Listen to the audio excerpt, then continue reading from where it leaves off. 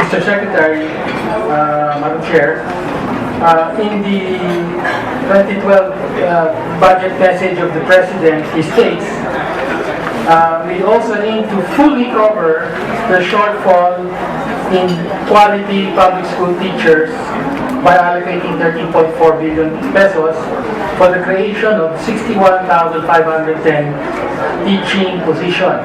No? So that is the claim of the President. No? And, well, first of all, let's give credit where credit is due. Magandang balita po na instead of the usual 10 to 30,000 new items, 61,510 new items ang nalilikha next year. No? Pero gusto ko lang questionin kung accurate ba yung statement ni Presidente na with the 61,510 new items, the shortage of teachers will now be, in his words, fully covered. Tama po ba yun? Yes, Your Honor. The number of teacher shortage includes, well, not includes, also acknowledges that currently there are 45,000 or so locally hired teachers. So our meeting of minds with the President is we will ask the LGUs to continue to hold on to those for the time being, and including that, then we will be able to address the remaining shortage. So, in other words,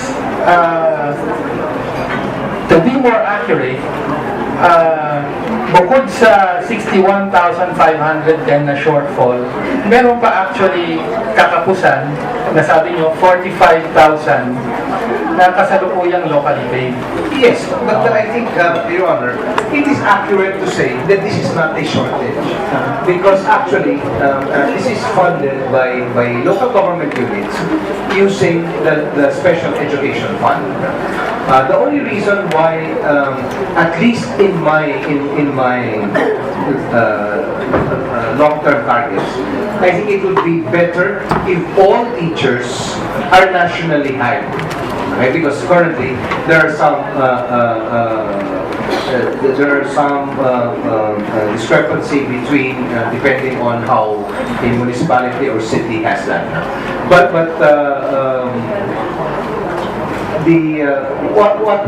what we need to do at the same time is to ask ourselves if that 45,000 currently hired by LGUs would be hired nationally. I hope the Special Education Fund will be used for educational purposes. So that's why I don't want to rush into absorbing all of them. I think we'll have to work on that over the next few years. Well, I don't want us to split hairs, no? Kasi we're talking about the shortfall in teacher items or on national teacher items, no? So kasama dun yung 45,000 plus. In fact, last year your number was 49,530. No, 49,530. So may kulang pa kasi locally paid yung mga to. Malaki yung diferensya, no? Kasi yung nationally paid, minimum 18,549 ang sweldo. Yung mga locally paid depends on the capacity to pay of the LGU. May mga 3,000 lang, 5,000, no? So malaki to. And aside from that, meron pa kayong volunteer kindergarten teachers. As the President mentioned, 2013, your target is to regularize 7,967 of these. But ilan po ba yung total number of volunteer kindergarten teachers?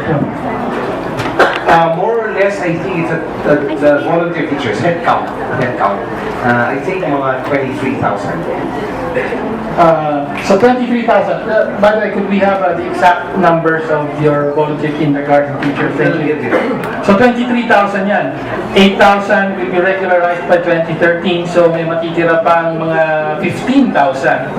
No? So actually, yung totalong shortage ng teacher items is 49,000 plus 15,000. So lalabas na mga 64,000 pa no?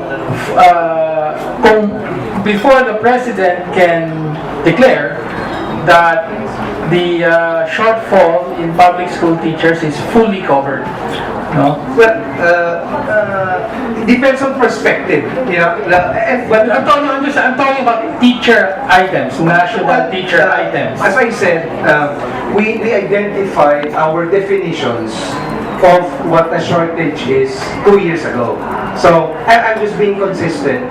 But you're correct, Your Honor. In other words, from another perspective, as I myself would want and to target, I would rather, and the department wishes, that all teachers are in the national criteria. Right? But when we identified our targets, we identified the shortfall as the shortages as those that are not being met. And at that time, we had meetings with the leagues of provinces, etc. And that was my appeal to them. And in general, there was understanding that yes, we will continue to work on those, but not for 2030. Okay, thank you. So now to move on to the volunteer teachers, no, as you acknowledge, by next year, only 8,000 will be regularized. So meron pang natitira mga 15,000, no? Sabi nyo, timetable nyo for regularization, mga 3 years, okay? So for at least 2 years, 2 more years, they will continue to be volunteer. Ayaw natin yan, gusto natin ma-regularize sila. But in the meantime, ang bayad nyo sa kanila, 3,000 per session per month. Maximum of 2 sessions. So 6,000 per month. Hindi po ba, ano po yung basis ng 3,000 at hindi pa dapat itaas ito? I agree, but again, that depends on the locality. I think when the volunteer teachers, especially kinder volunteer teachers, was conceptualized, it was based on an earlier understanding that these are volunteer teachers who have other sources of income, but are qualified and would want to really, in the best understanding of the term, volunteer, not because this is a source of livelihood for them, but because they really either have extra time in their hands or would like to serve their community. That was the original understanding, I think, no? Because that happened before I came in. I acknowledge that part of the problem now is when you have teachers who really are volunteers, the 3,000 honorarium, it is not a problem. Especially if they teach 2 sessions and they get 6,000 a month. Especially if this is in a far away barangay where cost of living is not much and the school is near their residence. I think, I agree with you, Your Honor, it becomes problematic when the so-called volunteer teachers are full-time and this is their only source of income. Then the 6,000 a month can become a real big challenge. But we are looking into this situation, Your Honor. In fact, we're looking at other teachers who could really volunteer based on this initial understanding that they would have some other source of income, and this is really more an annual. Mr. Chair and the Secretary, unfortunately, mukhang hindi nakatungtong sa realidad yung assumption na pinaliwanag nyo that this is going to be an additional source of income lang. If you're teaching for 6 hours a day, wala ka nang panahon para sa iba pang trabaho which will give you another source of income. So really, yung 6 hours para makakuha a day, para makakuha ka ng 6,000 naman, that's a full-time job kasi actual teaching pa lang yun. Then you have preparation, of course. No?